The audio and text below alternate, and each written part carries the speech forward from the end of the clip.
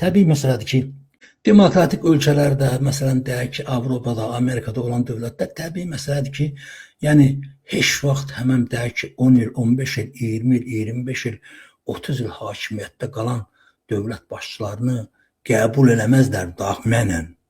Yəni bunlar müəyyən mənada baxırlar qazdır. Ki, necə İlham Əliyev deyir ki, məsələn, gəlin sizə nə istəyirsiniz verim, Azərbaycanın sərvətindən, qazından, neftindən falanından, amma Azərbaycanın daxilində mən nə edəcəm, siz o məsələlərə qarışmayın. Bunlar da baxırlar ki, bu qazdır, öz xalq, bir xalq ki, özü öz qayğısına qalmır, Trump'ın və yaxud da deyək ki, Emmanuel Macron'un və yaxud da deyək ki, İtaliyanın prezidentinin, nə bilim, sivil ölkələrin və yaxud da Almaniyanın prezidentinin nəyinə lazımdır? Orada deyək ki, Azərbaycan türkünün vəziyyəti. Deyək ki, bir insan, bir xalq ki, özünə bu cür şərəfsiz insanı başçı seçib 20 il ona dözürsə, qoy geçsin, dözsün, nə istəyir eləsin. Əsas odur ki, mənim xalqım üçün nə lazımdır, onu versin. Mən nə edirəm İlham Əliyevin diktatoru olub və yaxud da diktator olmamasın.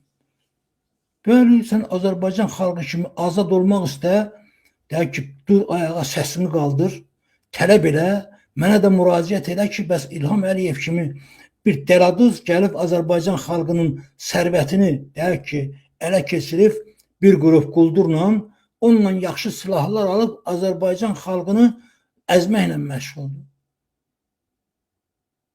Müraciət elə, gəlsin, kömək eləsin. Amerikada gəlsin, Almaniyada gəlsin, Fransada gəlsin, nə bilim, istənilən sivil ölkələr. Əgər sən o istəmirsən, sən özün istəmirsən, sən özün azad olmaq istəmirsənsə, sən özün deyək ki, İlham Əliyevin hakimiyyətdə olmasını istəyirsənsə, Alman neynəsin, Fransız neynəsin və yaxud da İtalyan neynəsin. Yəni, burada əsas məsələ sənin istəməyindir. Sən nə qədər imkan versən, İlham o qədər səni əzəcək. Və yaxud da Mehriban Əliyeva, yəqin ki, siz onu gördünüz, Naxçıvanda geyimlərinin qiymətini, yəni bu yaxın, bugün ediyorsa dünən idi, kanalların hansındasa, deyəsən BBC-də idi, yoxsa Azadlıq Radiosunda rast gəldim. Deməli, Mehriban xanımın deyir, əyninə geyindiyi bir, deyək ki, bir donun qiyməti Mehriban Əliyevanın maaşının 3-dən 2-sinə bərabərdir.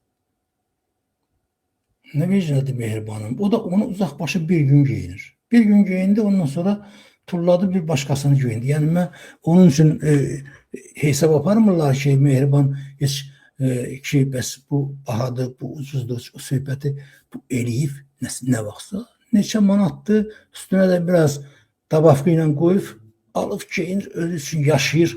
Onun nəyinə lazımdır sən Azərbaycan xalqı kimi xoşbəxtsən, xoşbəxt deyilsən.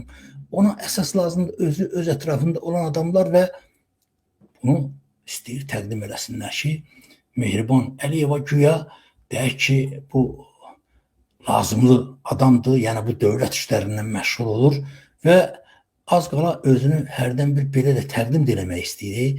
İnanın mənə, yəni bu sadəcə olaraq dəhşətdir. Baxın, Qarabağla bağlı gör. Vahid arzumuz Qarabağ şikəstəsini Qarabağ torpağında birlikdə eşitməkdir. Və mən əminəm ki, prezidentimizin, dövlətimizin qəti siyasəti və mövqeyi və Allahın köməyi ilə biz buna nail olacağıq. Akşamüstü koyun dağdan havalar olsun, kalın sensin, Qarabağın şikəstəsi.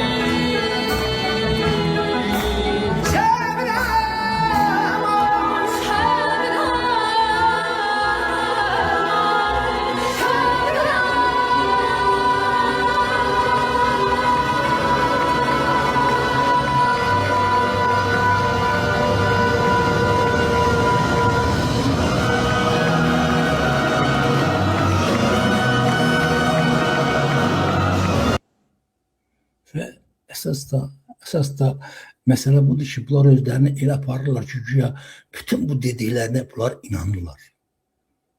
Məsələ budur. Güya ki, Mehriban çox особо важный dövlət adamıdır. Çox böyük işlər məşğul olur və prezidentlə bir yerdə bunlar Qarabağ şikəstəsinin Qarabağda oxuması bunların güya arzuları olub. Dünənə kimi danışırdılar ki, Qarabağ bizdən gedib, Qarabağ artıq bizim deyil. İndi bizə bundan paçka basırlar.